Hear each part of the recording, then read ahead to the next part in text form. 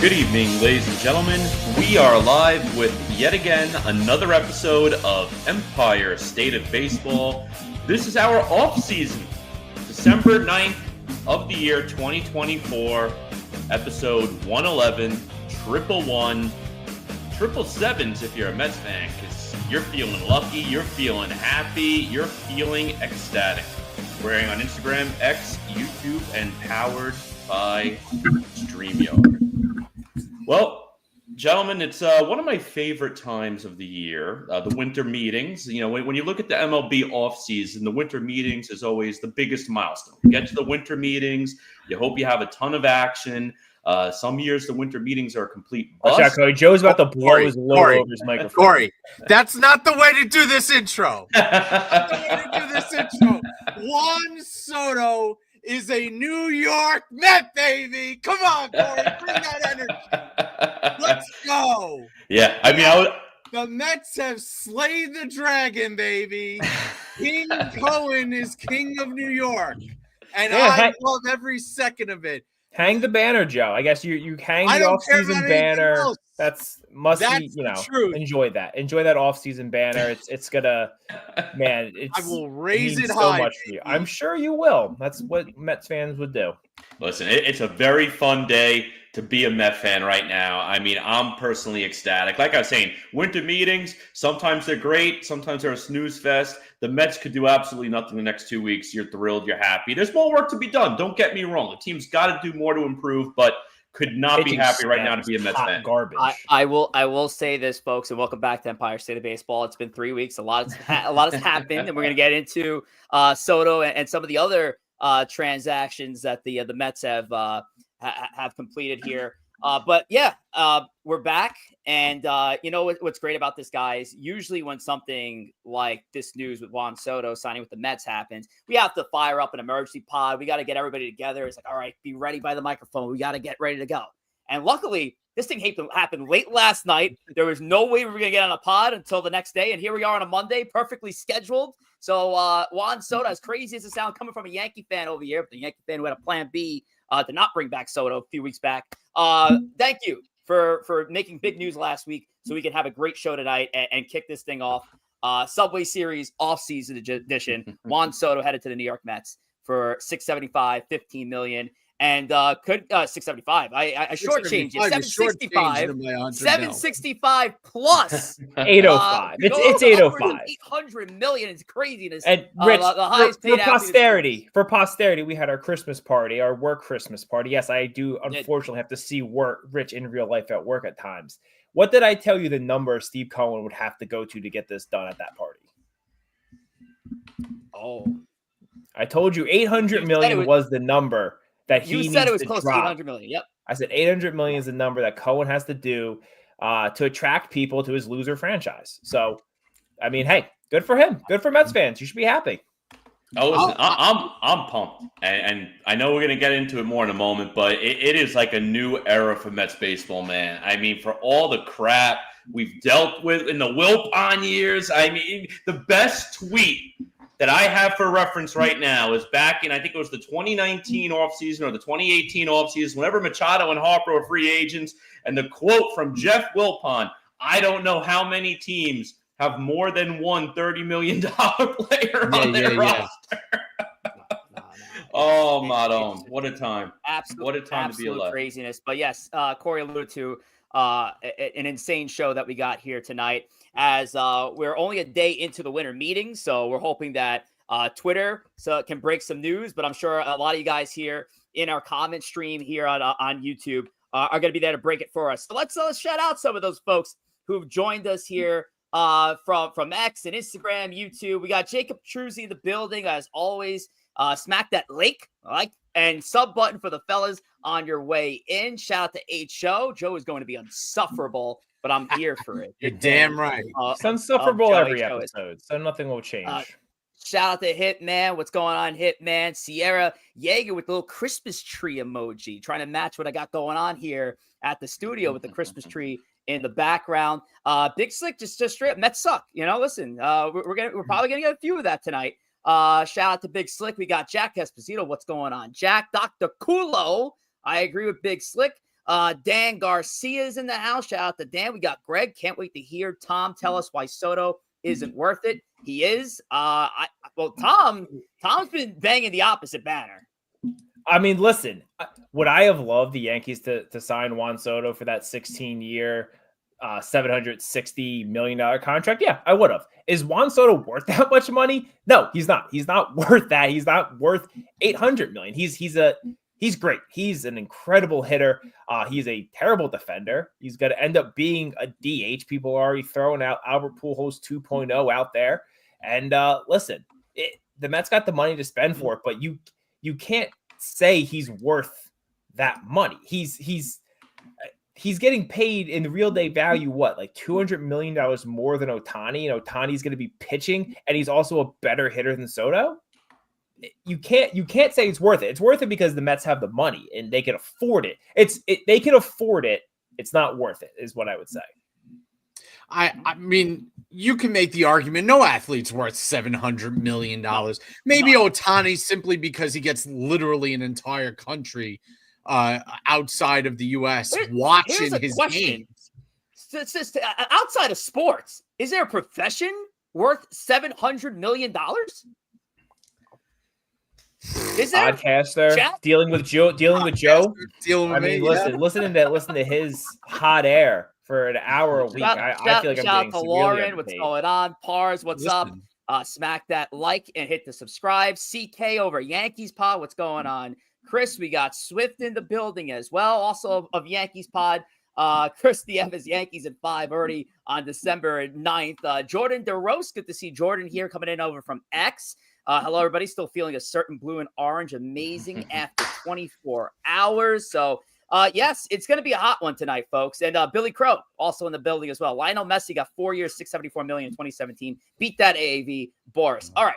So, before we get into the show, Tom, let's talk about Roback with holiday season. Let's talk about Roback. I'm actually wearing one of Roback's new holiday prints. I'll move it close to the screen here. Got a little golf carts, a little bit about Christmas trees going on. They got a lot of nice stuff. And listen, I know we were talking about that Cyber Monday, that Cyber Month sale that they had going on with 20% off site wide. That's over, unfortunately. But listen, promo code TWASPL15 still going to save you 15% off your order. A lot of cool holiday stuff, not just polos. They got some Q-zips. They have some really nice fleeces out there as well. If you're trying to get into some fleeces, head over to roback.com. Use promo code TWASPL15 to save yourself 15%. And again, not just men's stuff, really awesome women's stuff as well there. So go check them out. Yeah, I got to say, it's getting to that time of year. We're just a few weeks away from Christmas. So I hope I have some Roback under the tree waiting for me because I absolutely love it. I got 5 shirts right now. I hope to have a few more by month's end. So nothing like that subtle dog logo underneath the tree. I agree. Exactly. The tree's right here, Santa. Just put a Roback thing right on that. There you go. Exactly. But anyway, we got a big, busy show today for our winter meetings special in our off-season segment. The Empire Express, again, we're going to start off typical segment, Empire Express, latest and greatest of both Mets and Yankees baseball. There is a lot to talk about right now in Mets and Yankees baseball. And then we're going to go into our 2024-2025 off-season predictions. Again, a little different from what we did last month. Last month, we did our off-season agenda. We're kind of game planning what we want our Mets and our Yankees to do if we were GMs for the offseason. This one's just straight off predictions. We're going to roll through a bunch of players who might be a free agent, might be active on the trade market, and we're going to debate to see where they go. So we're going to run through about 20 players or so later tonight. So stay tuned. That's always a fun discussion when we get to the off-season predictions. Oh, yes. But as we alluded in our intro, it is time to get to our biggest part of the new and improved Empire Express, new graphic. Juan Soto headed to the New York Mets. Now, Jeff Passan, we pulled up this tweet, but I got to shout out John Heyman for a second. John Heyman completed his redemption arc because he was actually. Why do you have to shout out John Heyman? Boris wrote the tweet for him, probably. John Heyman gets no credit. John Heyman first on the scene, but we got the Jeff Passan tweet up here, though. I'm sure you don't understand how it works, man, but that's how it works. Agreement for 15 years, $765 million contract, largest deal in professional sports history. As we mentioned before, there's the incentives and opt-out after 2024. That would kick in another $5 million per year if Soto decides to stay. So this is an evaluation that exceeds $800 million if he decides to complete his tenure with the New York Mets. Crazy stuff here, Joe. Now, we were up on Twitter yesterday during one of the spaces, and I believe, if I'm not mistaken, shout out to Lauren. I think this was a Lauren Space, friend of the show. Yes. And we were right there waiting for that tweet to come through, and Joe immediately yelped saying, "We got Soto, baby!" So, Joe, your thoughts? Let's hear it. Yeah, I ran around the house for a little bit. I mean, listen, first and foremost, the Mets got their guy. Let's take the crosstown thing out of it for 1 second, because I'm going to get to that. The Mets got their guy. And more importantly, I think what we've seen in the Mets in the last few years is the Mets are a good team with a hole right in the middle of their lineup. They were missing, and that was the thing last year. They were missing that guy, right? Lindor, as great of a player as Lindor is not that guy offensively. He is a great player. He's a great all-around player. His sum is bigger than any one facet of his game. The Mets didn't have that pure hitter in the center of their lineup. Pete, great slugger. He's a slugger. He's a home run hitter. He is not going to hit 330. Or not that Soto's going to hit 330, but there's a limit to what Pete can do offensively outside of hitting the ball out of the ballpark. Soto ties that lineup together, and I'm still going to assume that Pete's going to be back. That's my gut feeling on the situation. We'll get to that later. Soto is that missing piece. He's something that ties lineups together and is your bona fide number 3 hitter. And I understand number 3 hitter is now hit number 2, but that's what he is. He is the pure inner circle offensive juggernaut of a player. That's what he is. So that's from the player standpoint, from the team construction standpoint, that's what you're missing that the Dodgers had in Ohtani. Actually, the Dodgers have 3 of them in Ohtani, Freeman, and Betts. That's what the Braves had in Acuna. That's what the Phillies have in Harper. The Mets didn't have that kind of offensive juggernaut in the center of their lineup. Now they do. Now they can compete with those teams and build a team that can compete with those teams at the highest level. That's something they were missing. Yeah. Now, from the business side of this, Joe's air is not finally coming out yet. Joe's never lasted this long in his life. I know. From the business side of this and the baseball landscape side of this, this changes the landscape of baseball. For 50 years, dating back to the advent of free agency, the Yankees have run free agency. We have seen in recent years the Dodgers attract players that wanted to be in LA specifically. And so we didn't really go crazy with the Yamamoto and the Ohtani because they only wanted to be in LA. They had no interest in coming to New York. All of a sudden, for the first time probably ever, the Yankees have failed to acquire a free agent target that they had set out their sights to get. And that player not only was a Yankee, but chose to leave the Yankees. That has not happened. And for the first time since free agency started, the Yankees are no longer playing on the top of the hill with everyone trying to climb up to them. It's level. And the Yankees have to now compete not only with the Dodgers, but with the Mets and probably the Red Sox and Toronto, who are also up in that echelon. The Yankees, for the first time, have to build teams not through free agency, but being good at baseball, being good at the things that make great baseball teams like the Dodgers. And that is something that the Yankees are going to have to learn how to do. And the Mets all of a sudden have put themselves on a dead even playing field with the Yankees. There's no pinstripe advantage. There's no hometown discount in New York. There's no have and have not in New York. It's level. And that is going to change the game of baseball for at least as long as Cohen owns the team going forward. Yeah. I mean, listen, I'm absolutely ecstatic. And I'll give a summary of my last, I would say, 72 hours. Whenever I had free time, I was constantly refreshing Twitter nonstop, searching Soto, seeing what any updates are nonstop. And when did he sign? There was a point last night for about 2 hours where I was sitting on the couch watching TV, just constantly refreshing. I tuned in to one of our buddies' spaces. We got Keith and his brother over at Shea and Sons. We got Anthony Rivera over at Subway to Shea. They were doing a show last night. I listened in for about 30, 40 minutes or so, tuned in there, hanging out. Then I logged off, take out the garbage, go to the bathroom, get ready for bed, blah, blah, blah. I'm off my phone for 15 minutes. When does he sign? In the 15 minutes where I'm not on my phone. So but let me tell you, I was absolutely ecstatic. Like Joe said, the Mets got their guy. We've been talking about Juan Soto. I know there was the Instagram post from 2021 where Soto liked it, and it was about him at Citi Field and his numbers at Citi Field, us playing at Citi Field. Ever since then, and ever since Steve Cohen coming to be the owner of this team, I was always thinking we're going to get a big target. There was always talks of Juan Soto being that target, and we saw Cohen the last few off seasons. Again, Lindor was a trade acquisition. The Mets haven't been able to land the big fish since Steve Cohen came over. All right, even go back to the Will Pond era. When's the last time the Mets really landed a big fish in free agency? Probably Carlos Beltran in 2005.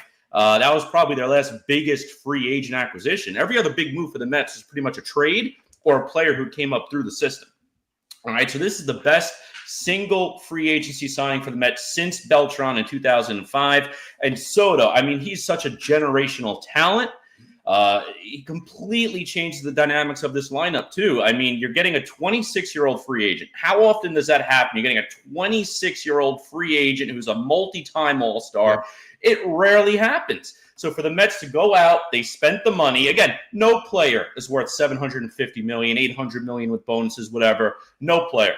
All right, but again, it's not my money. I'm not the guy paying for him. Listen, I'll spend $20 for a beer at the game to go support that extra payroll there. But eating that $40 Soto burger at Shake Shack beyond center field. Listen, I'll gladly have that $40 burger. $50, I don't give a crap. Yep, exactly. But listen, I'm pumped. He completely changes the dynamics of this lineup. I mean, one thing with the Mets lineup that we've been criticizing for the past several years was they're a bit impatient at the plate, too much first pitch swinging at bad pitches, terrible at bats. Granted, the Mets lineup last year came up clutch when it had to, but they had a lot of bad at bats. They were like, what is going on here? Soto arguably has one of the best approaches in baseball. The way he watches the ball, manages the zone, and he's got the pop on top of it. I mean, the guy is got contact, he's got power, he's got a high walk rate, base percentage rate, completely changes the dynamics of this lineup. I think you're going to have probably Lindor leading off. I would keep Lindor there. And like Joe said, I mean, Soto is a 3-hitter, but in today's day and age, that's the 2-hitter. So it's probably going to be some combination of Lindor and Soto, Vientos behind him. I hope Alonso ends up being behind him too. But what a time to be alive. This is a true culture shift moment for the New York Mets. We'll get more into that a little later as well. But I am absolutely pumped. There's more work to be done. I feel confident, though, in the structure that this team has in place, and I'm really excited for it. You know, it kind of sounds pretty familiar when you throw that lineup out there, because now that Juan Soto has signed with the New York Mets, we have our first hit of our offseason agenda. With Mr. Joe's plan, of course. He had the Juan Soto plan 3 weeks ago. So we're going to try to keep on top of these throughout the rest of the offseason. So Soto fits right into his right field plan there. And yeah, the part of his plan meant Pete Alonso coming back. And fellas, I got to think that this is the next conversation. But before we even get into Pete and just for, if there's any last remaining Juan Soto comments going to the Mets on Tom's end, I definitely want to jump into some of the other transactions that happened recently with the Mets. So Tom, anything else on Soto going to the Mets? Yeah, so it's kind of basically like this. If all MLB teams are, let's say you're at a party in high school or college, right? And there's a bunch of cool guys. You got the Yankees, Dodgers, cool. Red Sox, they're cool. They're like edgy. They got a beard. They probably smoke cigarettes. Cubs, lovable, nice dude. Got the Cardinals, Braves, all these popular kids at the party. There's obviously there's losers at the party, right? There's the Royals, there's the Pirates, there's the Rays, those types of teams. And the Mets have always been losers. And all that's changed now is that absolute loser got rich. And sometimes the loser, ugly, bad breath, shitty attitude guy, if he has the money, sometimes he gets the girl. And that's probably something Steve Cohen can relate to as, basically that himself. Not even a sleazy hedge fund manager, not even someone who creates anything. He just kind of, moves money around. Probably end up being a Ponzi scheme as well. It's just that's what they are. And the Mets now think that we're Big Brother. Now you're not, because the Mets aren't cool. They're not going to be cool. They stole their colors from the Dodgers and the Giants. They stole the design of their stadium from the Dodgers. They don't have anything original. They have Grimace and the Hawk Tour Girl throwing out first pitches. You're going to have the Rizzler throwing out first pitch probably opening day. You guys feels nicer than Yankee Stadium. What are you talking about? Yankee Stadium is based on something that is the Yankees. You guys just blame the Wilpons for that. You just culturally appropriated stuff from the other teams. Be original. Do something original. Do you know? And that's just how they are. Again, Mets loser franchise, and they might win now because they have Soto again. Sometimes the rich, ugly guy with the crappy attitude who isn't funny, sometimes he does get the girl, and they might win. But Soto's gonna eventually realize, man, why am I with this loser? I'm stuck with him now. I'm getting paid, so I can't be that unhappy. God, that's just how you sound like the former quarterback who's working at McDonald's while the rich nerdy kid drives past in his Lamborghini. That's what you sound like. No, all right? No, money can't buy happiness, but can buy you a freaking Lamborghini, and that's what the Mets just did. They bought a Lambo. You're driving your Camry to work. The Mets just rolled past you in the Lamborghini and lit your ass Soto's on going to fire. realize, man. I get that. Now listen, Soto took the money, and there's nothing wrong with that. I applaud Soto. All this bullshit that's going on about the security guard at Yankee Stadium. I think that was a little overblown. It's all none of that matters. He took the money. Yeah. We were saying before the show, and granted, not a huge fan of Yankees Twitter, but Jared Carabas, of famed Red Sox fandom, said the Yankees fell in love with the stripper. That's what happened. They thought Soto loved them. They were giving him money, and Soto was making it seem like he actually had interest. And then he just went for the more money. He went to the rich, ugly dude who could provide it. And that rich, ugly dude is Steve Cohen. But that's the thing. And that's the part that drives me nuts about the Yankee fans right now. Soto said that from day one. He said, I'm here. I'm going to be a free agent no matter what. Period. End of story. He literally told that's fine. The fans, the roll call, it means nothing to them because I am going where I'm getting and enjoy that. Enjoy that at Citi Field. I mean, listen, Lindor only a couple years ago was booing the fans? But what I'm saying is the Yankee fans are so bitter about it because he didn't take the pinstripes and the history. You know what the history of the Yankees is? It's this. It's a book on a shelf gathering dust. The history does not predict the future in the game of baseball right now. The Mets are always going to be. They're always going to be little brother. Little brother got a nice little trust fund now, so little brother feels like he's hot. He's hot stuff. I won't say another sh word. The Rich was getting a little upset before. I don't want to upset Richard. But 3 times going to put you in a penalty box. Damn. Richard. Hey, I do want to say that's how it is, and again, that's fine. Good for Soto. He got all the money in the world. Hope he's happy with it. And let's build this Yankee roster. Maybe something with like what Rich was talking about. We're gonna get into some other free agents later, and how do we build this team? To win a World Series next year Maybe because I only have I lost my opportunity. It was 111 people in the chat for 111 episodes, but this now we got 100. Look at that. Thank you for the other people that showed up. Corey, go ahead. Yeah, well, almost little brother is never the Mets. Well, again, they're always gonna be little brother, and it's cute, it's adorable. That's not true. It is true because who's the more exciting team right now? The Mets are going to own New York this year. Why are the Yankees still valued at double what the Mets are? Like it's the Yankees are the franchise. That doesn't matter. Our owner's worth 3 times more than the Yankee franchise as a whole. So it doesn't matter what the Mets are worth. The owner is worth. Yankees the owner could buy the Yankees. The Yankees put them up on a foreclosure sale. First, shout out to Sierra, host of Extra Innings, gonna be on later tonight, 9:15. Makes a valid point here. Tom needs to come to Spaces to use this energy. And I think there's a lot of people in our comment stream right now who would agree with this. We need this Tom on X. I mean, listen, I would love to. It's not in my contract. And like Soto, I'm only here for the money. So unless Rich wants to pony up a little bit more cash, I don't think you can afford another Roback shirt. You don't want to take a deferred contract, so forget it. Listen, Tom, I'll do you a favor. I'll get you tickets to watch the better New York team next year. You can come to Citi Field. You can see the 7-line army doing the roll call with Juan. The 7-line army are the biggest losers in all of baseball. First of all, time out. The 7-line army rents out whole sections in visitors' ballparks. The Mets reserve that section, and then they all get to wear their shirts. So look at us, we have our 7-line army shirts. We're all wearing orange, guys, aren't we? So cool. We're the coolest cats in town. I think it's fun. I think it's fun. Better than Yankee fans mugging opponent outfielders in the stands when they go for a foul ball. Listen, we play to win the game.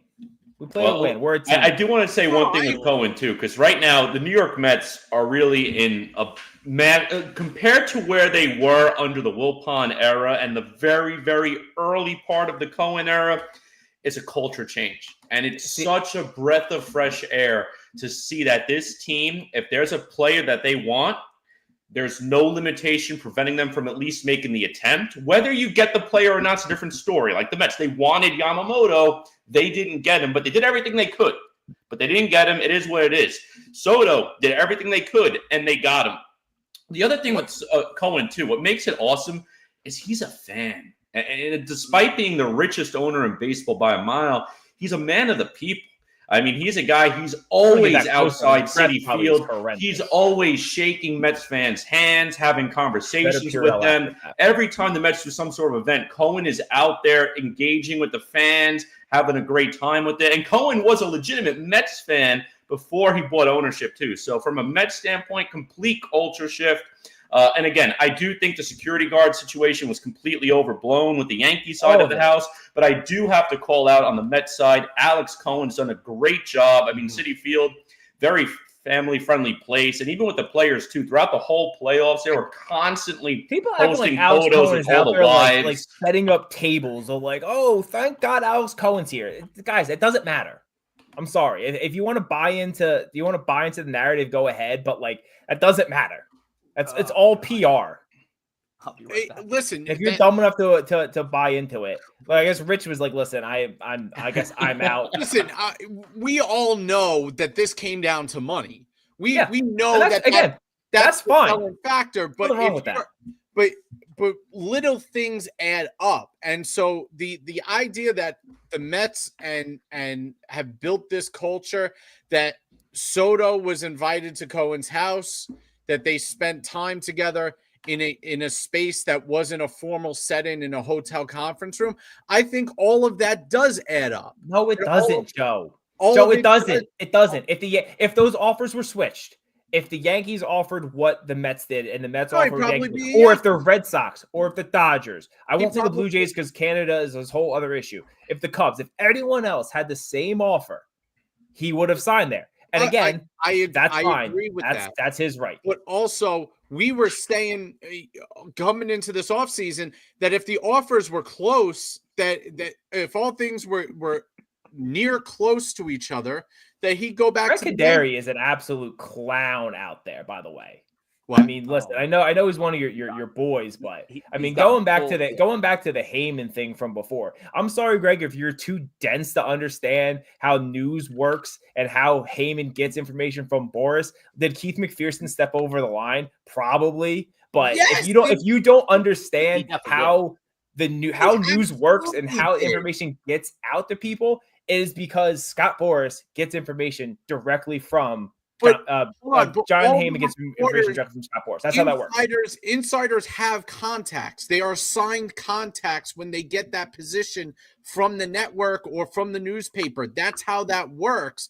But McPherson is having a professional writer for the New York Post on his professional radio show. The Post is hardly a professional sports radio show in the Listen, country. guys, the Post is You basically a can't tabloid. troll a guy like you can't call the guy a shill to his face. Yeah, I mean, again, listen, I said he went too far. He wasn't wrong, but he did go too far. Yeah. Anyway, we'll continue. That's actually a great topic for later tonight on X ratings when we get a little more. We can let our hair down a little bit more because that just got chaotic. By the way, folks, this is exactly what I'm seeing in the comments right now. Is exactly what I've wanted Empire State Bowl to be all along. There's 116 people here in the building. I thank you all for it. But look how more split it is between the Mets folks, and I know we're coming off a great night for Mets fandom. Yeah, they're and coming out of their rocks. Mets fans are happy. They are going at each other. Nice They're going shift. after us. This is exactly what Empire State of Baseball is all about right here, and I love it. Absolutely. Thank you guys for tuning in. Shout out to Joe in the building. Both teams. Yankee tears. Sorry. Both teams still have a lot of work to do. So interesting to see how Bolt Pivot continue based on free agency and trade markets. Pinstripe Chronicles podcast. Shout out to Uncle Tats and the folks over there who also house Sierra and her program on Sundays, the Upper Deck. So shout out to Pinstripe Chronicles podcast. Make sure to give them a follow. Again, speaking of Sierra, our very own Sierra Poteet in the building. Chris Torres over at Queens Baseball. Shout out to Chris. And speaking of Queens Baseball, Josh, the accountant, Crimea River, Justin Timberlake is hitting hard AF. And shout out to my guy, NFB, the Strike Zone. Give him a subscribe, follow, like, love. Truth all hurts that great sometimes, stuff. boys. Truth hurts, and girls. I mean, I don't even know if we want to even get into the Clay Holmes, Frankie Montas thing, but I guess real quick, just to Sure, Joe and Corey, quick notes on Holmes and Montas here. Will Salmon reporting where things stand in the rotation after adding Clay Holmes, Senga, Montas, Peterson, Holmes, McGill lingering as depth option, Blackburn when ready. So Corey, Favs, and Joe, thoughts on these recent ads as well. I like the home signing more than Montas. I mean, the good thing with Montas is, listen, it's exactly what you thought Severino would be last year. We didn't really love it at the time, but it was a short-term deal. See, maybe you get something out of him. He ended up getting a lot out of him. Yeah, he had a great year with the Mets, hit free agency. You're going to get a qualifying offer pick out of him. So worked out great for the Mets. You hope Montas is basically what the Severino experiment was last year, where it's a guy who's had a good history, but a bad history, mixed bag, coming off a bad year. So we'll see what happens with Montas. The Holmes situation is very, very interesting. Got to give a shout out to Keith from Shea and Sons, who absolutely nailed it about the Mets bringing on Holmes and having him be a starting pitcher. The thing with Holmes is, too, he's got the 4-pitch mix. He's a sinker ball pitcher, pitches to contact with the ground ball. So you hope that the Mets, again, we'll see what they do with this infield. Is Vientos at third base? Does he shift to first base and you get a defensive first, third baseman? Who knows? Time will tell. But I think Holmes can work out as a starting pitcher. The only thing I want to say when it comes to the rotation, Holmes, you could say, is a gamble because he's not a starter traditionally. He came up as a starting pitcher, but he has, 4 starts? He's really a reliever over the last several seasons. And Montas is a gamble as well. You know, you hope you're getting a 3.8 ERA. You could also get a 5.8 ERA. So they have a couple of gambles right now. You still also have Senga coming off a full year of injury, only a start here and there. Peterson, he's a wild card also. He pitched phenomenally down the stretch, but you don't know what Peterson you're going to get. The Mets do need 1 or 2 sure things. I would love to see them bring back Minaya, but they really need a true ace. And we'll see. I know we got our offseason predictions coming up soon, so we'll see if I have anyone going to the Mets in that segment. Soto better hit, 95 home runs this year with that absolute garbage starting rotation. The Mets are going to be giving up 7 runs a game. First of all, the Mets are far from done. That's number one. Number they're 2, out on the aces apparently. Have fun. Soto's the icing on the cake. There's nothing better than the Mets literally taking Yankee trash and turning it, shining it up, polishing it, and flipping it. That's what they did with Severino. Look what the Yankees got absolutely nothing out of Severino. In fact, Severino was a main contributor to why the Yankees missed the playoffs 2 years ago.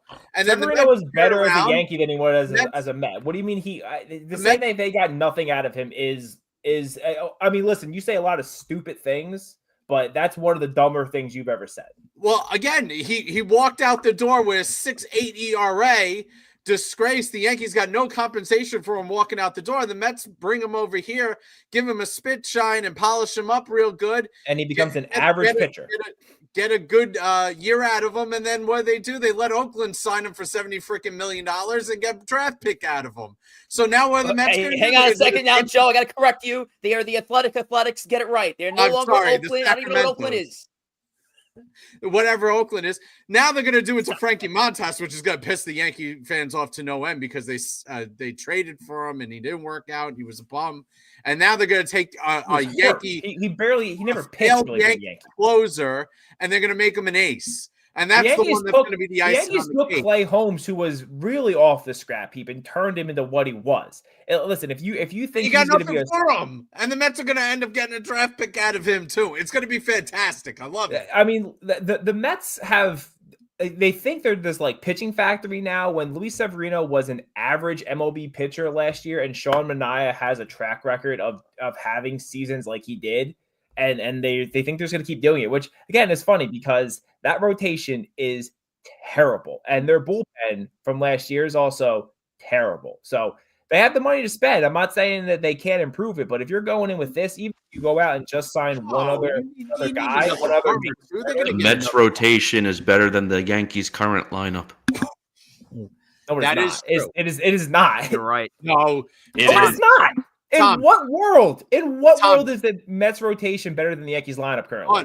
The Yankee lineup might be the fourth best lineup in their division.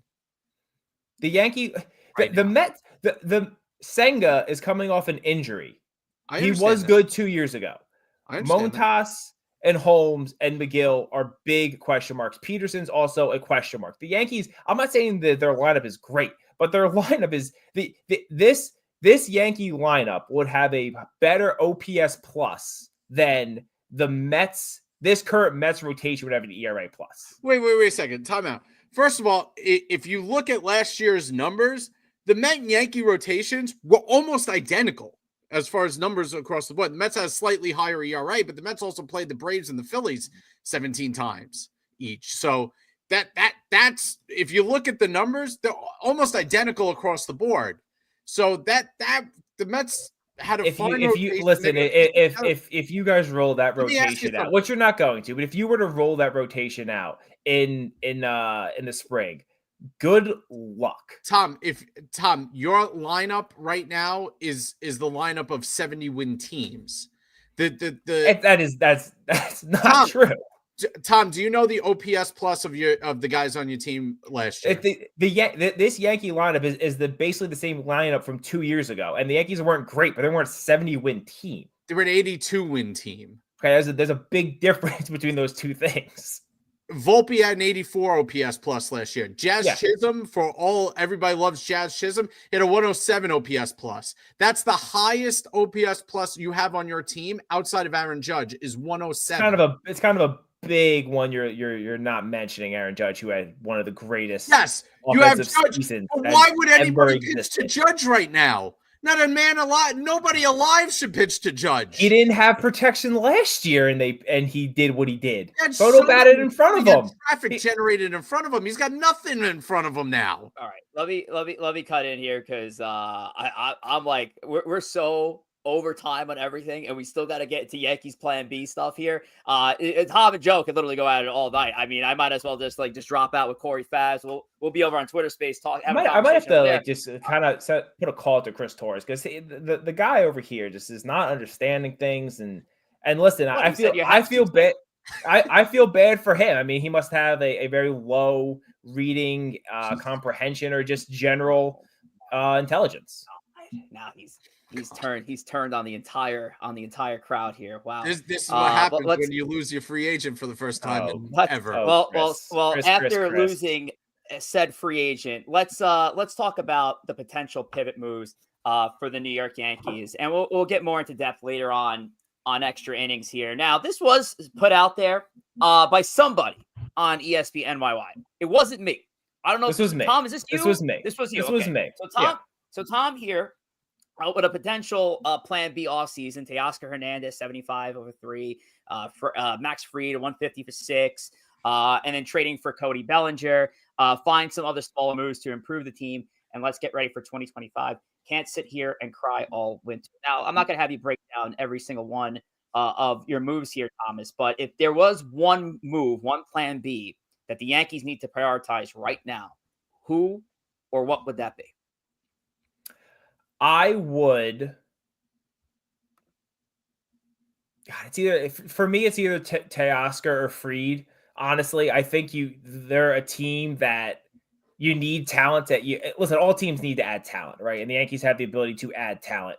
Fried is the best player. Fried or Burns are the best player that they can acquire, unless you're getting into some really creative trades out there. I like Teoscar because he's projected to only get a 3, possibly a 4-year deal. And I think it's important for the Yankees to attack these next 3 or 4 years and not sign a Bregman or a Santander. That guys are going to get 6-7 year deals. Maybe Santander, maybe not getting 7, but still he's going to get 5+. And you're committing to guys who are really going to be diminishing returns. The only guys I would give more than 4 years to at this point are Fried or Burns. Bellinger also, you're going to have him for 2 years to see if it works. If it doesn't, you can easily move on. He has good positional versatility. Did I just not answer that question? Pretty much. Probably. But I don't have to. Most likely. Well, okay.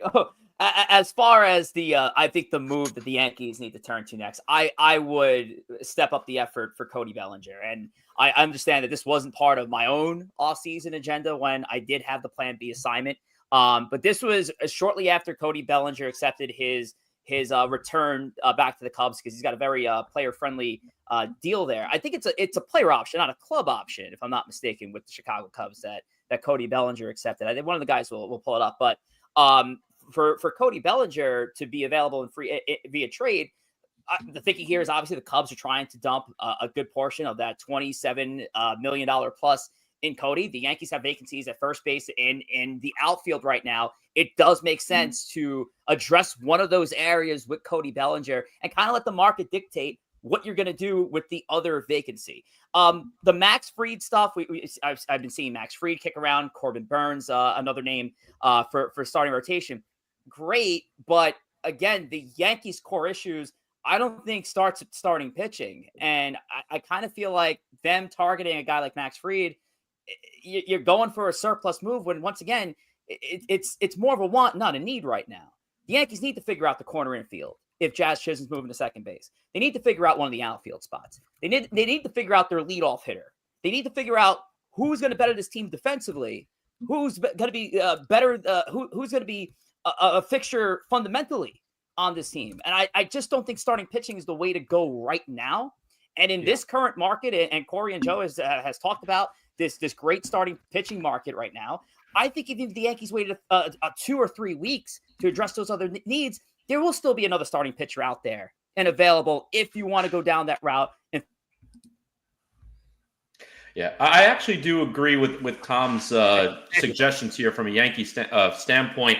And I might be in the minority, probably myself and Tom, but I think from a Yankees standpoint, I think the best way to improve this team is by improving your strength. Your strength right now is the rotation. So you can make your strength even stronger very clearly with Burns or Fried. You're taking a good rotation and making it a great rotation. I mean, if you're going out there with, let's say, Cole and Fried or Burns as your 1-2, and then all of a sudden Rodon's your 3 pitcher, throw in Luis Hill, Clark Schmidt, see what happens at the end of the rotation there.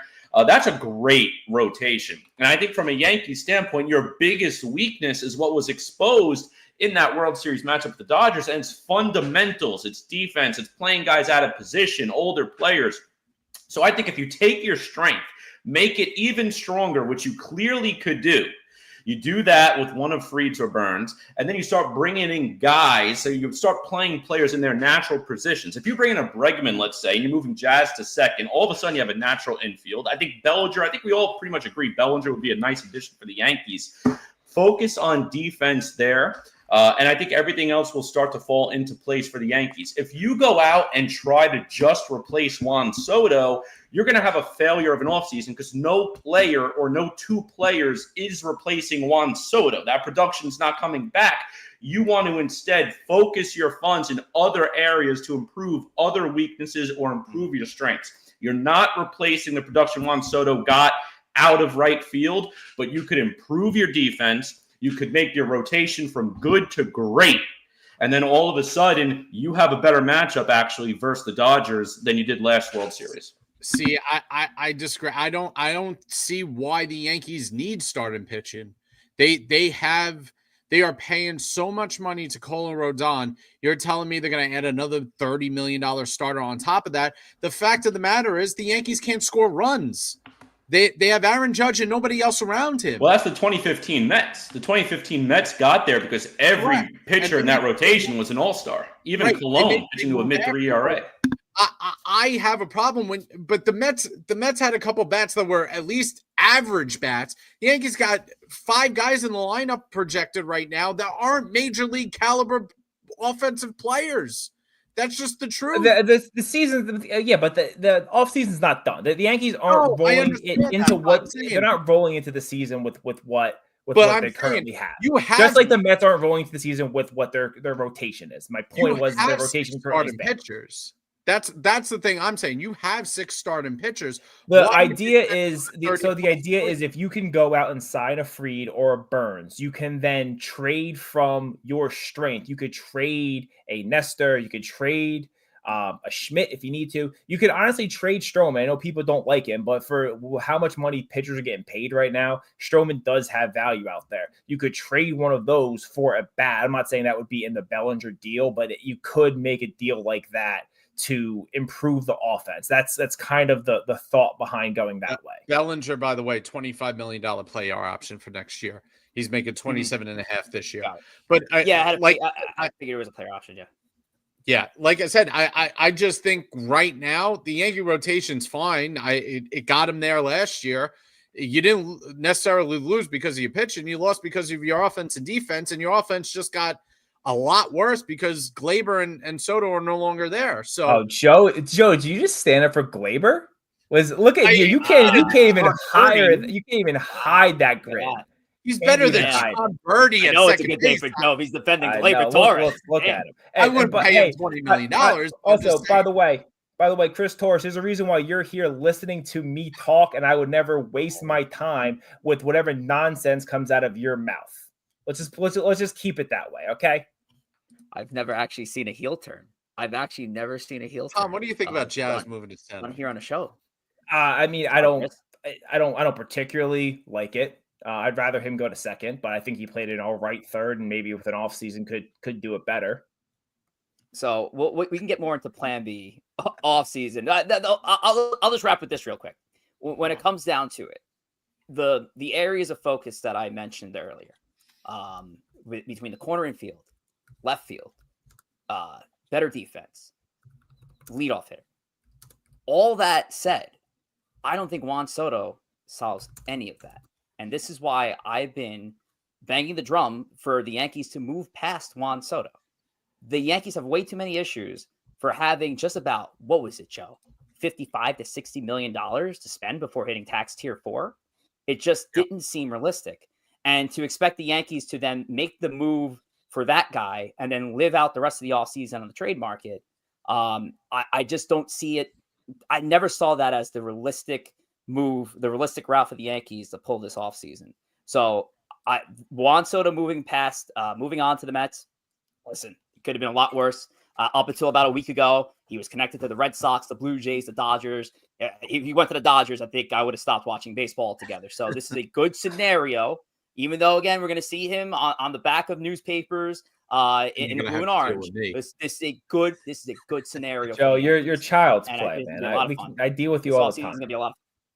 All righty, so we're going to move forward. But before we get into our offseason predictions at freaking 8:50 now, Corey Favs, let's talk about TikTok, and we're going to turn it over to Tom to touch on YouTube?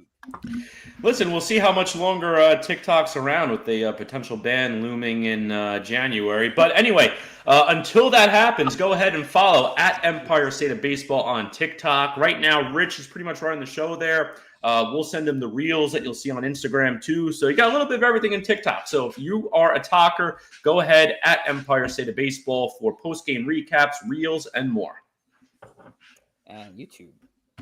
Yeah, listen, there's a lot of different ways for you guys to follow and interact with us on the show. We've seen some people on Twitter, but we've seen people even like Chris Neanderthal Torres watching us on YouTube and commenting. And we appreciate the little people who can kind of help build the show for us.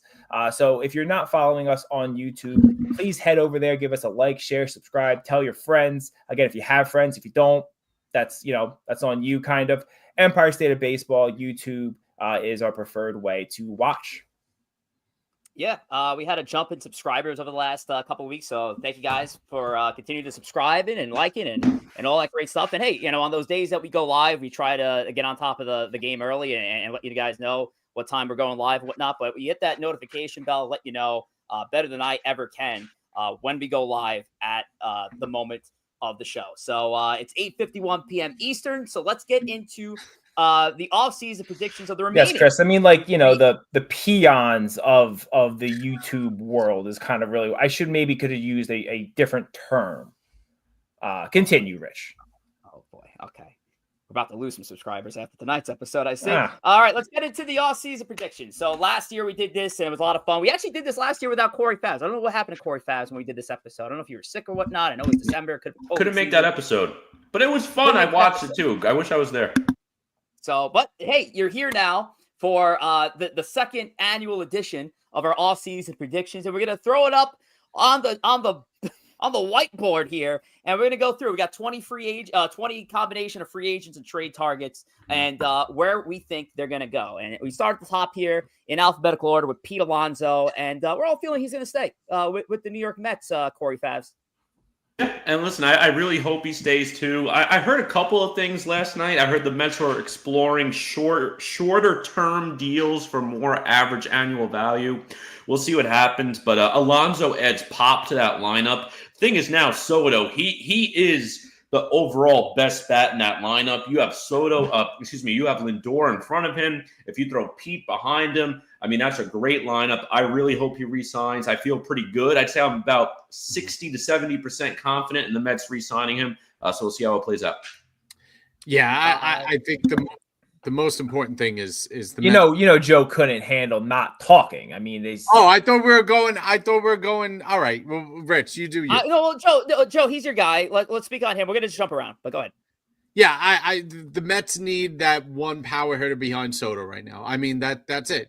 And if we get a lineup that, in short, has Lindor, Soto, Pete, Nimmo, and Vientos, I mean, that is a lethal lineup. I mean, those five at the top of your order. Putting Vientos in that category after one half of a season is. Do you see him in the playoffs, Tom? Have you heard of a sophomore slump? But continue. Go on, Richard. Nolan Arenado. Now, it came out recently that although the Cardinals are kicking the tires on moving him, there is a limited market for him. This is a guy with a full no trade clause, and Corey and I feel like he's going to stay with St. Louis. I was kind of back and forth on him going to the Yankees. I think ultimately he is going to stay put. But Joe and Tom, they're on agreement that he's going to the Dodgers. Tom, you're going to feed the Dodgers more here at Nolan Arenado, huh? Yeah, I mean, listen, sometimes people cheat off the smarter kid in class, which is what Joe did here. And the Dodgers can afford to bring him in. He seems like a guy who's well-liked in baseball, and I'm sure they would like to put him on a team where he can win a ring. It looks like it's going to be happening in St. Louis anytime soon as they really tear that down. So why not? Rich Garrett Richard, he goes to the Dodgers. Cody Bellinger to the Yankees, and as a trade, I think this is the first time we all agreed that via trade, this guy would be going to the same team. And Joe, listen, you've been pretty much banging this drum for over a year now on the fit that Cody Bellinger would be for the New York Yankees. Yeah, it's his swing is such a perfect fit for Yankee Stadium. His versatility is something that the Yankees The Yankees just haven't had a player with his versatility. He can play first base. He can play all three outfield positions. He's quick on his feet. He can play the field at a high level. And yes, there's concerns with both injury and head space with Bellinger a little bit, but I think the Yankees are an option that can maximize the most out of him. And he can either hit in front of Judge or he can hit behind Judge, and you could justify both scenarios. And maybe if Judge is hitting behind him, you might see a Bellinger that you saw with the Dodgers. So I just, he's so intriguing because he gives the Yankees so many options, and it's something they've lacked for a long time. And it's only 2 Alec years. Bohm. So, yeah.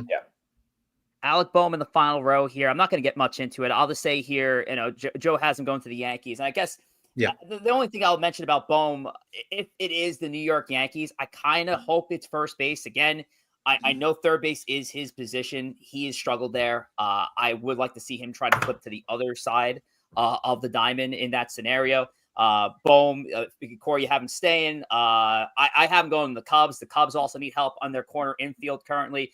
They have Isak Paredes, who currently plays third base, but I know he's got a little bit of infield flexibility. And Tom has Bohm going to the Toronto Blue Jays. Let's move on to the next set of guys here, and we get a little juicier here with our B through C here as we stay alphabetical on ESB.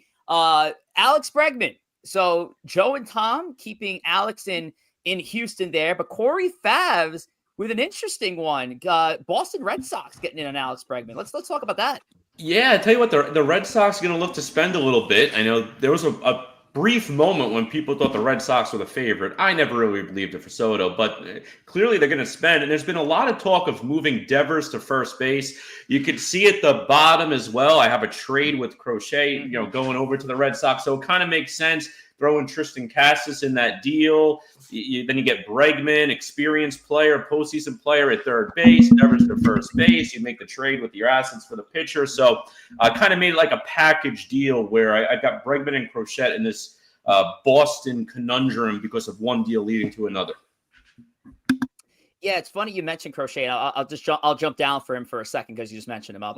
Alex Bregman's pairing with the Tigers. I think Alex Bregman, AJ Hinch are just money.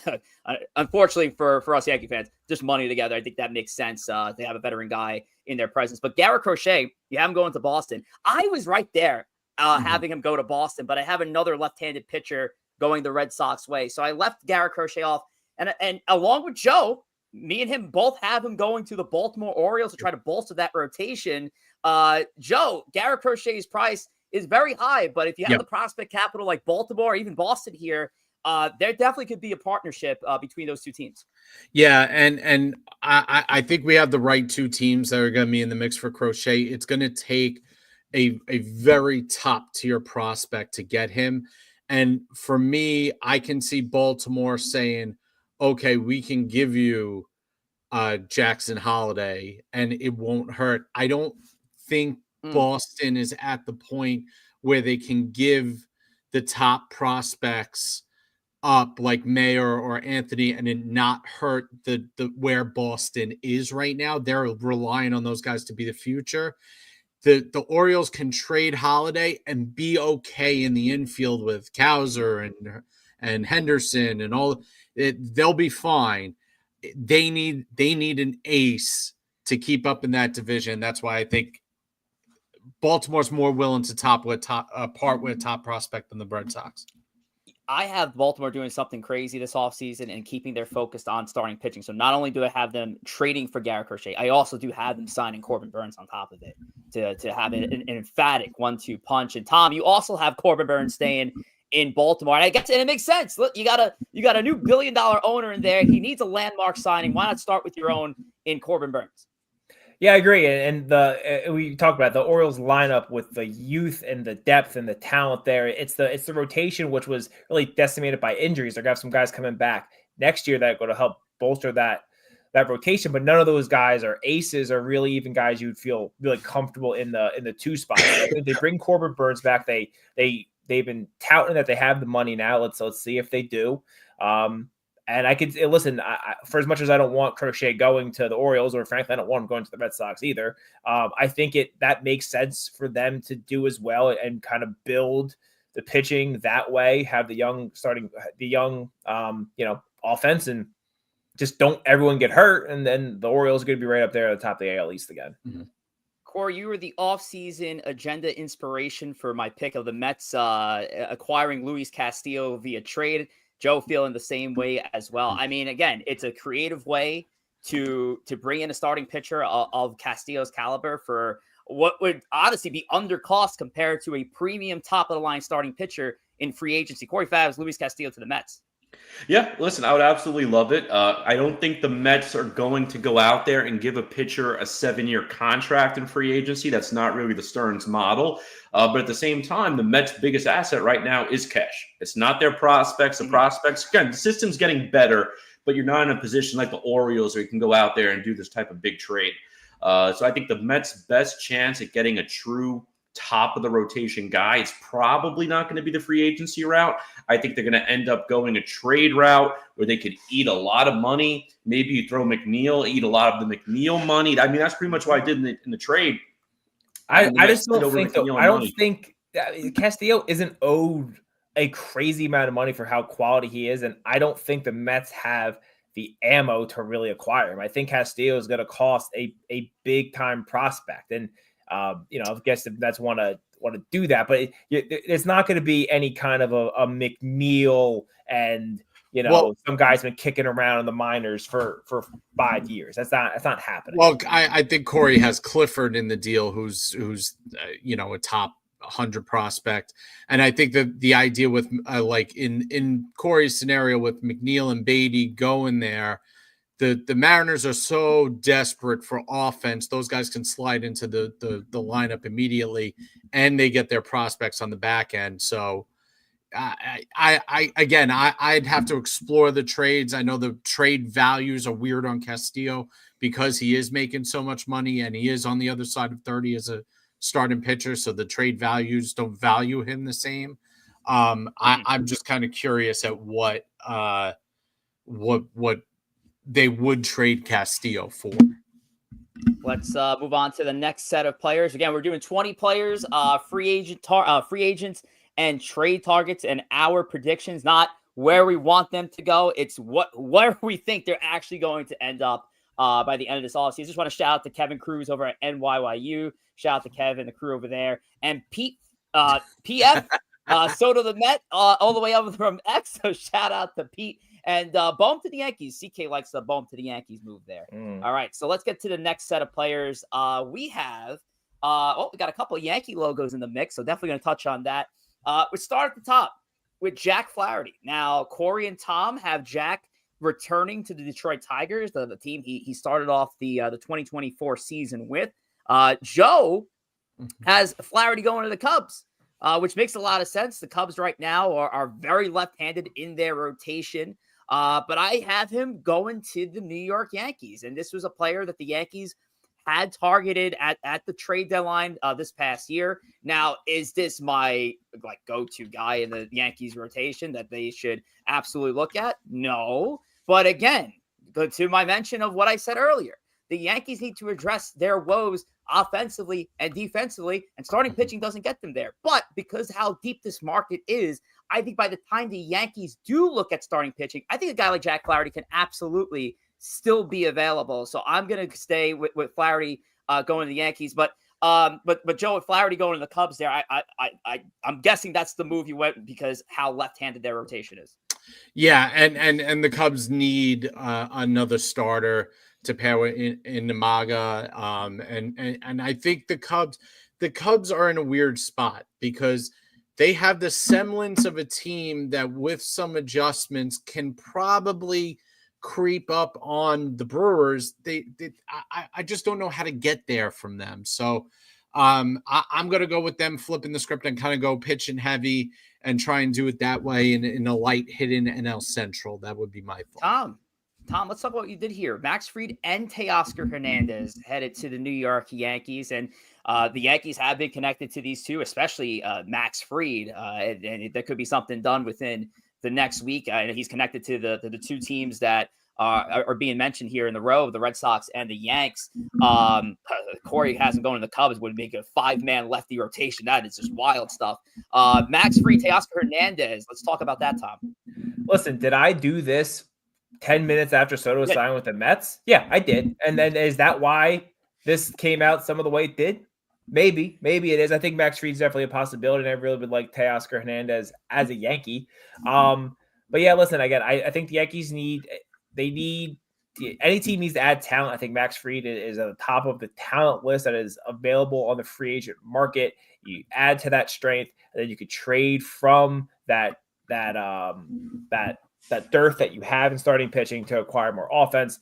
Teoscar, listen, Conforto just signed with the Dodgers. I don't think that precludes them from signing Teoscar, obviously, but I do think it kind of gives them a well, listen, if Teoscar leaves, this is an option for us. Teoscar seems to hit well in Yankee Stadium. I don't know if that's just based on the Yankee pitching, but he seems to hit well there. I feel like he hit well there when he was a Blue Jay as well. And yeah, I want to see him a Yankee. I have him going to Boston, Corey Joe to the Dodgers, and Corey will stop over at Sean Manaea because this is an interesting one. I haven't seen much of a Sean Manaea to the Yankees predictions out there, but let's hear your thought process on this one. Please no. Yeah, I mean, listen, it's a move that I really haven't seen any movers on, but rumors, I should say. But again, it all depends how it shakes out. So I do think the Yankees are very much going to be in the running for Burns or Fried. I can see Fried more than Burns of the two. But I thought Manaea, listen, if they miss out on Fried, and we went through Fried, and I had him going elsewhere, and it's a very surprising move.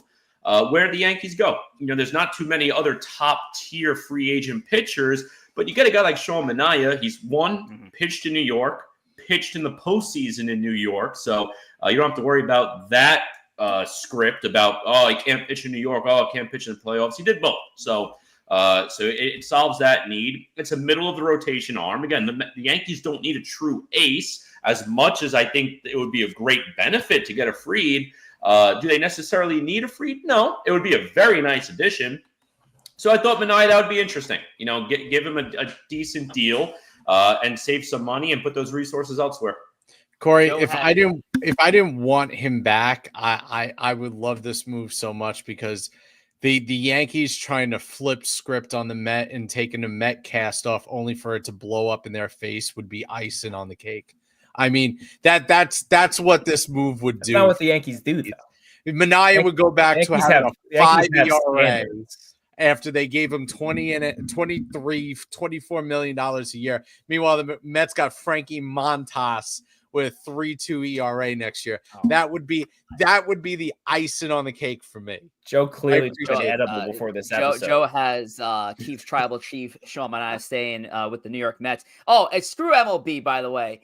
Why did MLB have to take a photo day pic of Sean Manaea when he had the long locks of hair? Because I had to spend about 20 minutes editing the hair off of Sean Manaea to get him in that damn box over there. So screw you, MLB. All right, let's let's get to the next set of off-season predictions here. And where is my graph? There it is. Okay, the next set we have two American League Central players that are in current trade rumors here: Josh Naylor and Luis Robert Jr. Joe, Corey, and Tom have him staying in Cleveland. I actually do have Josh Naylor on the move.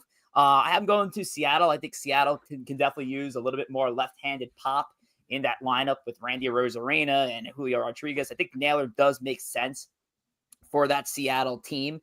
But we'll jump down to the problem is Cleveland also needs that pop because Cleveland's offense without him is horrendous. So I don't know why they would. I don't know why they would trade him. I'm not too sure either. I don't know if it's arbitrary. It's just money. And they're just trying to figure out a way to clear some extra payroll. I don't get it. I don't understand the whole rumor anyway. We're on the wrong side, but there's a lot of Seattle on this board, and I want to jump to Joe's prediction here of Luis Robert getting traded to the Mariners. So again, I think they're very right-handed. So this would be an interesting move to have yet another right-handed hitting outfielder in that mix, Joe. Yeah, it's just like I said, I think the Mariners are going to be so desperate for offense. And the idea of bringing in Robert, and he doesn't have to play center field because you have Julio Rodriguez there. He doesn't have to be on his feet every day. He can DH.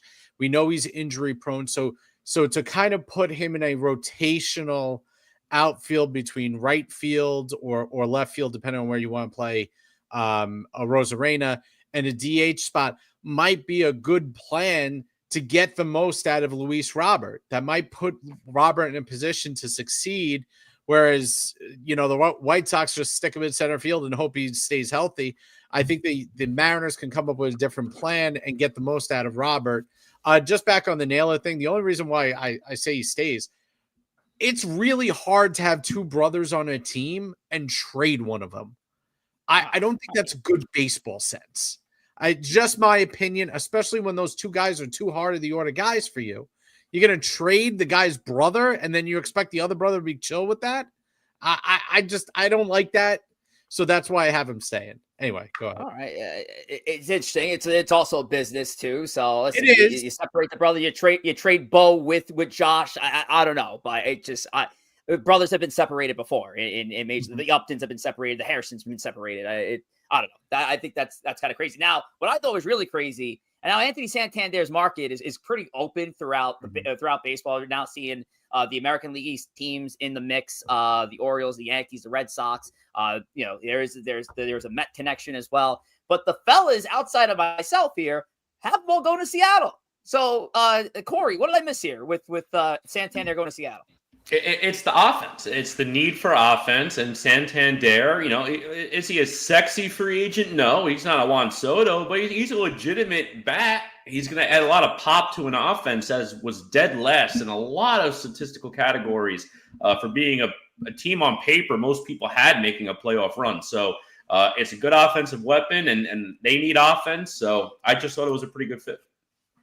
We'll skip down to Roki Sasaki because I think it's worth. I can't believe you guys all just missed the layup of layups.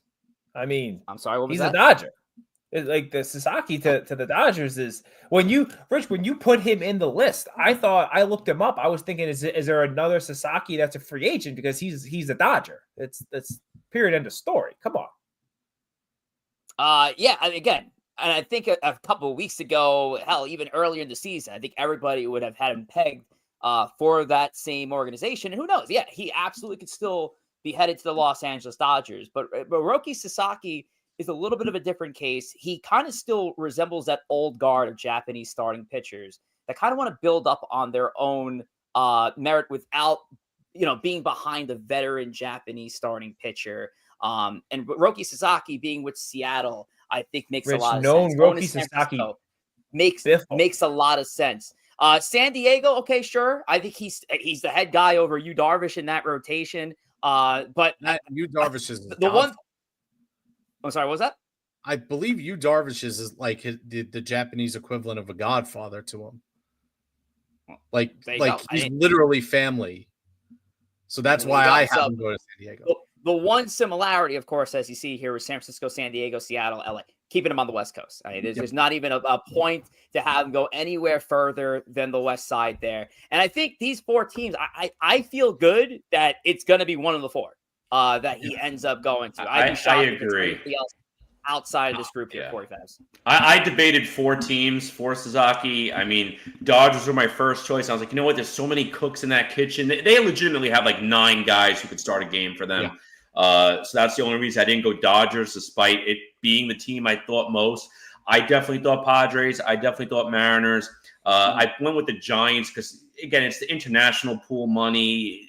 And that could change, too, depending on any moves and stuff. But right now, I think the Dodgers and the Giants, as of today, could offer the most money. So that's why I went Giants and West Coast. That money's not going to matter, though, because he's not like a Yamamoto where he can sign. He has to sign a minor league deal. So the difference is going to be like $1 million or $2 million. But it's not like the Giants are a bad franchise. It is, historic franchise. They got I'm just saying, the money-wise is all the same. But Tom, I was under the impression that you still would need the international slot money because he's not coming in as a major league free. You did mention correctly. He's not coming in as a major league free agent, but you still need the international pool money to bring in a talent on a minor league deal. Go ahead. Yeah, you need the money, but it's not like you need that much money to sign him. He's signing a minor league deal. So yes, you do need money, but the pool caps at what is a cap on it. It's not that high. It's like $7 million. It's like $7 million. So like it's like the most someone could offer him is $7 million.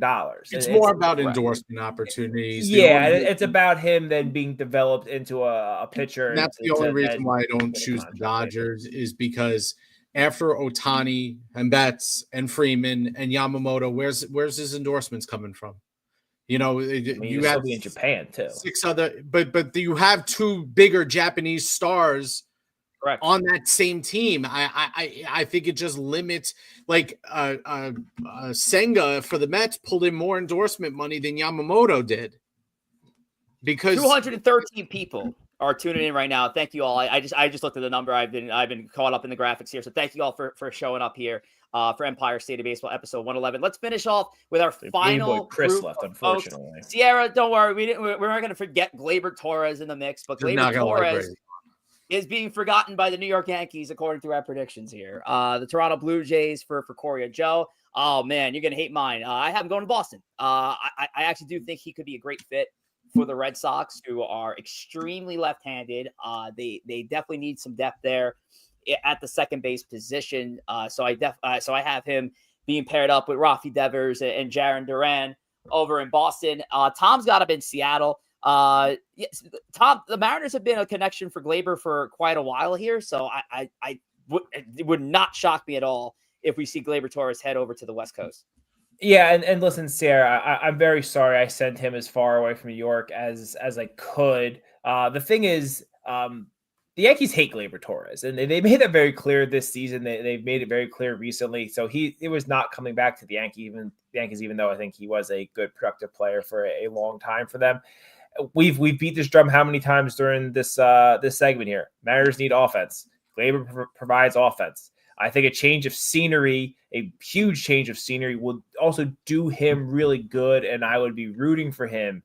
Obviously, unless they're playing the Yankees, to do well in Seattle if he heads out there. Going up top to Tanner Scott, who's the best available free agent reliever. I actually had him originally going to the Phillies out before the Jordan Romano news broke. I don't know if Joe and Tom, you guys feel the same still. Tanner Scott still joining the Phillies with Romano in the mix.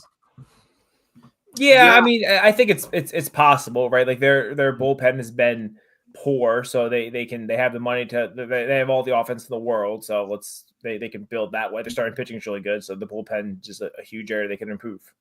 Romano's got to stay healthy. I mean, Romano hasn't earned a closer's job because he hasn't been on the field for basically the last 2.5 years. They didn't get that much money. And right, they give him 1 year. I think it was $7 or $8 million. 7.75. I think. I think the one thing that the Phillies have continually whiffed on is building a bullpen. The Mets exposed it last year. They Hoffman, Estevez, those guys cannot walk into downtown Philly without Kevlar on their chest.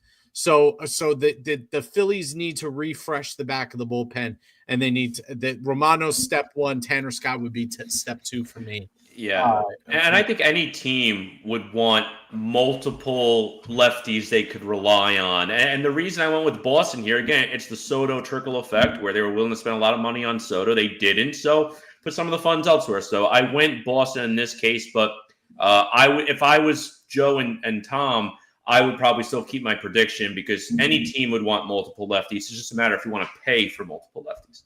Corey, sticking with one of your predictions here. Now, Devin Williams at the very bottom via trade. You do have him staying in Milwaukee. I have going to Toronto. Tom for the Dodgers here. Now, I actually didn't get the details on why Milwaukee is trying to move on from Devin Williams. Were you able to find out why even the Brewers are trying to move on from? Isn't just because they're not gonna pay him after this year, so they might as well get something. It's basically why they traded Corbin Burns, right? It comes down to money ultimately. I do agree with that. I just had him staying with the Brewers because let's say the Brewers are in it. All right, that's your closer. You don't really want to go the season with a question mark at a closer if you think you have a shot. But hypothetically, just for the purpose of the conversation, let's say the Brewers are out of it, all right, and they're an under 500 team in the middle of July. the going rate for relievers at the deadline, the price goes up so much higher at the deadline than in the offseason, which is why I did that. I can see that. That's why some of the previous trade ones I kept, because thinking the deadline, they're going to get moved eventually. It just depends with where you find the market. Last player I'll touch on. Now, Corey, Tom, and I have Christian Walker going to the Houston Astros. None of us with the Yankee prediction. My thing on Christian Walker, as much as I like the guy, this is somebody who's entering his age 34 season. He's got a history of oblique injuries. He's a right-handed hitter. I just don't think it hits much, except for he's a great defender at first base. So that's something I kind of hope the Yankees avoid here. Joe just kind of beasted out for the Seattle Mariners. I just realized how stacked you made the Mariners with. Let's see this. Christian Walker. All right. Santander and Rob. Okay. Obviously, and that's it. Yeah. So that's a lot of fire powder for Seattle there, Joe. Yeah, no, I obviously you can't get Christian Walker and Luis Robert and Santander. So I didn't fully connect my dots on there. So I was getting high on his own Soto supply at the time, and I could see Christian Walker and Santander. I think at that point you wouldn't even bother trading for Robert. So, but that's it. That's our predictions. We have a lot of time remaining between now and our next episode of Empire State of Baseball on December the 30th. Sierra hates us right now because it's 9:21 and the ESB extra innings was supposed to start about 6 minutes ago. So we're going to get that started at around more the 9:30 mark, maybe 9:25 if we're lucky. But let's get through some of these socials, starting with Instagram. Joe, what we got going on in the gram? All right. You can follow our over 6,800 followers and follow Empire State of Baseball at Empire State of Baseball for all our archive segments, meme reels, pictures of us hanging out together. And more. So you can also follow Corey at Corey Favs, which is also his new Twitter handle. Spoiler. Myself, Corey paid a pretty penny for that handle. I gotta get the trademark. Myself at JR Pugs, Rich at Rich J Rivera, Tom at T Wospil, all on Instagram. And over on X, as Joe did not even allow me to get in to do the reveal that Corey Favs has a new X handle. He is no longer G Gory for whatever reason to begin with. He is now Corey Favs. So he's now Corey Favs on both Instagram and X. So make sure to give Corey and Joe and the ESB NYM account, part of our Mets content team with Empire State of Baseball, and our Yankees content team, which is at ESB NYY, Tom at T Wospil, myself at Rich J Rivera, and Sierra at Sierra Not Missed. Everybody's doing a great job over on X, and also just make sure to follow the main handle as well at ESB Podcast, which is well over 3,000 followers at this point. And we're holding reporters accountable here on that app now. So if you check in every Tuesday, I'm going to be listing out an updated reporter credibility tier until this offseason ends, because there's a lot of amateurs out there fooling people with their check marks and their fake Jeff Passones and their Mike Deportes or whatever the hell they are nowadays. But a lot of bad reporting has been happening, and that was one of the biggest things. And we didn't even mention this earlier in the open about Soto.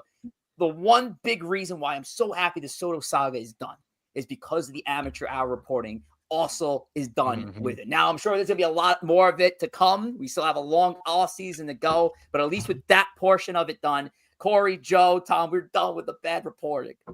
Oh, I don't think we're done.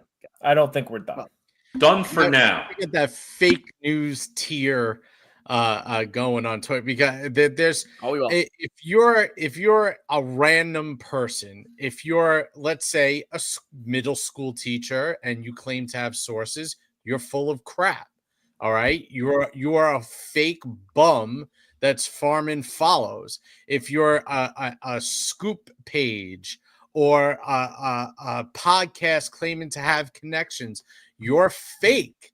You're a loser. That I'm taking Tom's words out of his mouth, that thinks that he is going to win himself an insider's job and earn credibility because you're throwing darts at a dartboard. Get a life, you freaking bums, and stop tweeting out fake scoops with fake contracts and hope you get lucky just so you can claim you were first. You losers. I have a haircut appointment next week, so I got to ask my barber the latest scoops. So Tune in for the next credibility tier tomorrow on X. So make sure to give us a follow at ESP Podcast. And speaking of, we're going to be going live shortly with Extra Innings. It's going to be at 9:30 p.m. Hosted by Sierra, Joe, and I. So make sure to tune in, and we'll get more into the bad reporting and all the latest news with the Yanks and Mets. And our next episode is number 112 on Monday, December the 30th. That's in 3 weeks' time, 8 p.m. Eastern time. And this one's going to be a fun episode. Of course, it's our year-end show, so we're looking forward to wrapping up the calendar year of 2024 with Empire State of Baseball. But we got a fun concept for you guys where we're going to combine the off-season and the holidays. And that's going to be with a fun game, a nice office game, office reference here, of White Elephant, or I think it was called Yankee Swap on that episode of yes. Yankee Swap. So it's essentially Yankee Swap for you office fans out there, but it's White Elephant for everybody else. And we're going to do it with the remaining free agents at the time. So we have some time to figure out which free agents are still available. We have a lot of special guests joining us for that episode. Currently, as we speak, representing NYYU, we have Kevin Cruz. Representing Yankees Pod, we have Chris Nieves. Our very own Sierra will also be on that episode as well. And on the Mets end, we'll have Keith over at Shea and Sons. We also have Rube, the Pope of Mets Twitter, is going to be joining us as well. So we have a lot of people lined up for that episode and that game that we're going to be playing on December 30th. That'll be fun. So make sure to join us in 3 weeks' time. But let's call it a show. And I'll start here by thanking everybody who showed up. All 235 of you who showed up for us tonight. Thank you so much. And because as of right now, this is the last episode before the holidays. I just want to wish everybody a very happy holiday season, a Merry Christmas, Happy Hanukkah, Happy Kwanzaa, Happy Festivus. For everybody who celebrates anything this coming month, enjoy it with your family. And thank you very much for joining on tonight's episode. Tom, go ahead, then Joe and Corey for wrapping. I echo what Rich said there. Long off season ahead of us. I think all of us have some things on our Christmas lists, and let's see if Santa brings them. Oh man, Christmas came early for us. What a day it was here on ESB Podcast. We had a full cup of Yankee tears. Let's Soto's a Met, baby. No tears here, little man. Listen. Jeff Passan said Cohen is about to unleash the Kraken, so I am very curious to see what the Kraken beholds. There you go. All right, well, that's it. We'll see you here in 3 weeks' time. Happy holidays and take care.